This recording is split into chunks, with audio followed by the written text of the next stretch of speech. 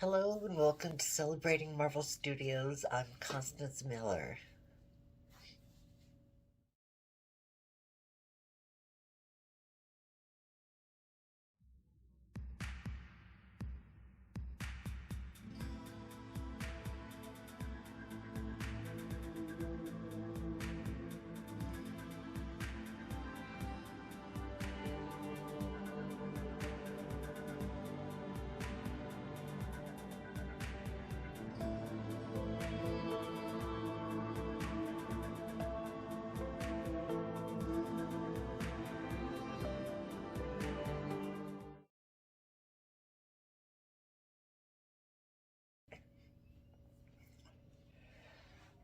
The new trailer for Ant-Man and the Wasp: Quantumania dropped last night during a football game.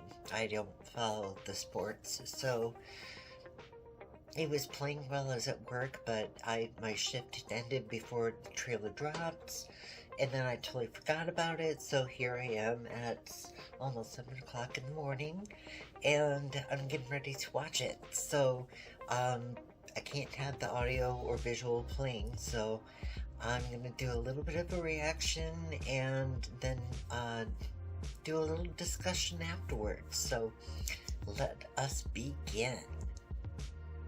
Oh, is Cassie in trouble? Oh, he looks great.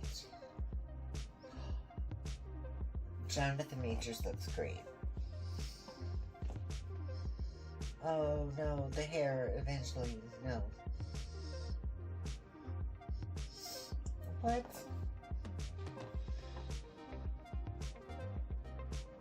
Oh. MODOK?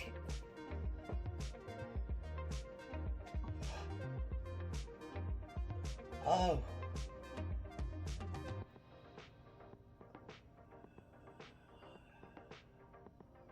Oh.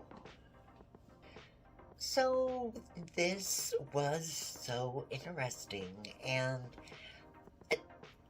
I like the Ant-Man movies. Like,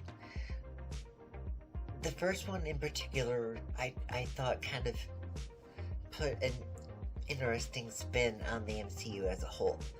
And the second one was a little bit lackluster, but it still had some really good moments. It didn't quite sell me. But this, I think, is going to be the perfect evolution of the three movies. And even if you didn't care for the first two, I think it's gonna make it so you do. That's the vibe that I'm getting. And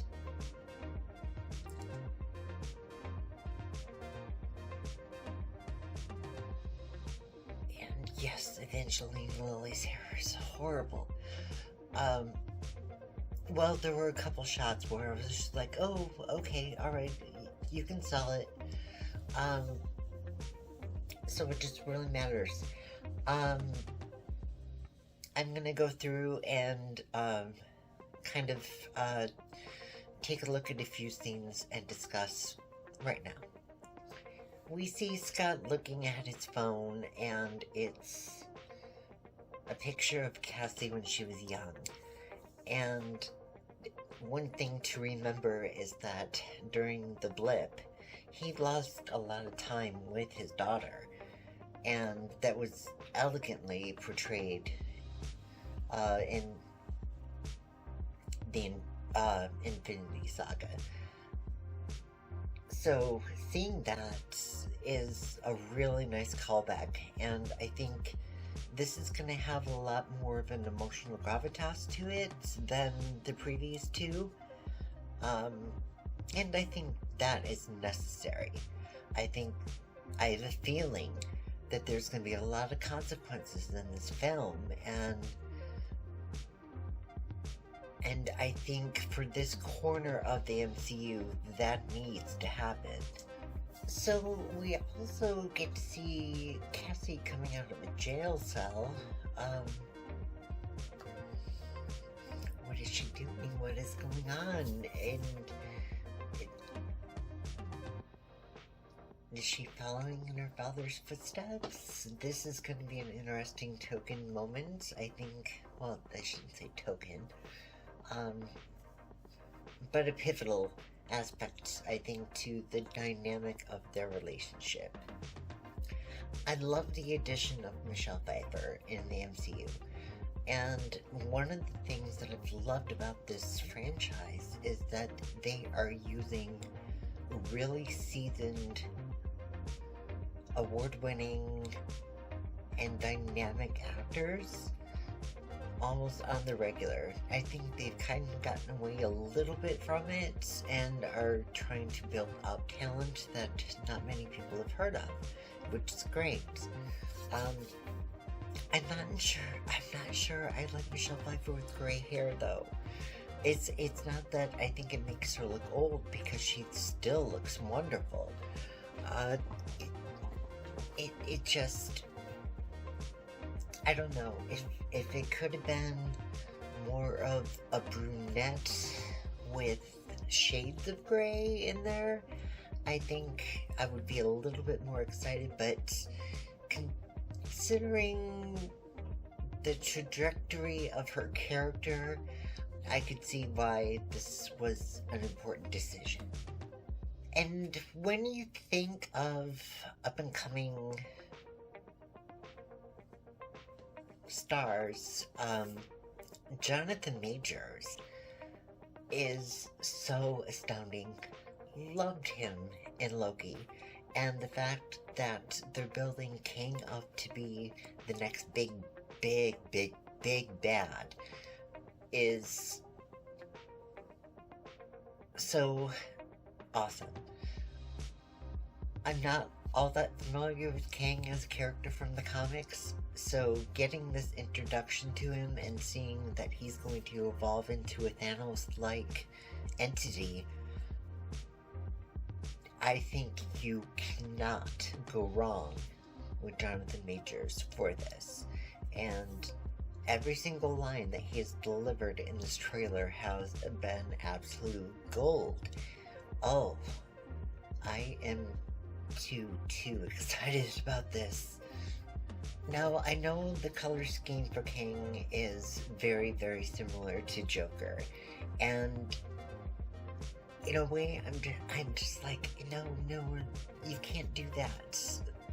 But, I mean, it looks amazing. Now I'm just speaking a little bit more about, Hope's hair. This shot that I screen grabbed, kind of displays how it just isn't working. But who knows? I just have to say it. It was clearly a blink and you miss it moment, but MODOK's introduction into the trailer happened before the big reveal. And I'm really skeptical about this, because MODOK is such a ridiculous character, and how do you plausibly justify a big floating head in a live-action adaptation? I would kind of liken it to what happened with Armanzola, between Captain America the First Avenger and Captain America Civil War. That sort of treatment of a ridiculous character was pulled off rather well. So it remains to be seen whether this is gonna have the same approach and treated with dignity and not used as comic relief. We'll see. The pairing of Michael Douglas and Michelle Pfeiffer I find to be really intriguing, and it's such a shame that we're probably never going to see anything really cement that relationship to a degree that I think as a fan of both those actors, that I would really want. So then we do get a full-on look at MODOK, and he looks menacing, and I really hope that's the case, as I kind of mentioned already. I just hope that they can pull this off, because it's gonna be a huge stretch, and I hope it doesn't kill the film. And then we can see King finally powered up, and oh, it's by the looks of this trailer and everything that has transpired in it, I think this is going to fit into MCU proper a lot more than the previous two. It's obviously setting King up to be the next big bad, and we have an opportunity to put the MCU back on track. And I think this movie, based on that trailer, is going to be the start of that. The scope, from what it seemed like, the scripts are both two things that I think the MCU needs to maintain and develop in order to continue on a successful level.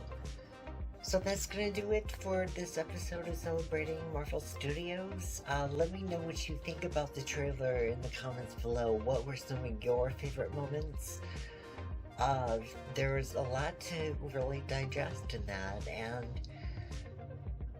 I have high expectations for this film. And I really wasn't to begin with, so this makes me excited.